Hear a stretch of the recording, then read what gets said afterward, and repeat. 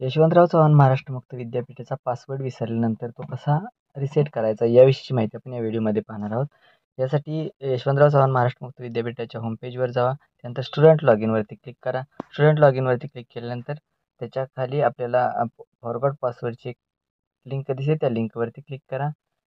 Forgot password लिंकवर click केल्यानंतर आपल्यासमोर असं पेज ओपन होईल. यामध्ये आपल्याला पहिल्या बॉक्समध्ये आपला PRN नंबर टाकायचा आहे. दुसऱ्या बॉक्समध्ये आपल्याला आपली जन्मतारीख सिलेक्ट करायची आहे. त्यानंतर तिसऱ्या बॉक्समध्ये आपण आपल्या आईचं नाव टाकायचं आहे. त्यानंतर व्हॅलिडेट या टॅबवरती क्लिक करा. त्यानंतर आपल्याला अशा प्रकारे पेज दिसेल. त्यामध्ये आपला रजिस्टर मोबाईल नंबरचे 4 डिजिट दिसतील. त्यानंतर आपली ईमेल ID दिसेल, ज्यावरती आपल्याला हा पासवर्ड येणार आहे. जर आपला मोबाईल नंबर बरोबर नसेल तर त्याच्या खाली मोबाईल नंबर बरोबर आहे का त्याच्यासमोरील नो या गोलामध्ये आपल्याला क्लिक करायचं आहे. नो या गोलावरती क्लिक केल्यानंतर आपल्याला नवीन मोबाईल नंबर टाका आणि त्यानंतर रिसेट पासवर्ड यावरती क्लिक करा. आपल्याला आपल्या ईमेलवर आणि आपल्या मोबाईल नंबरवर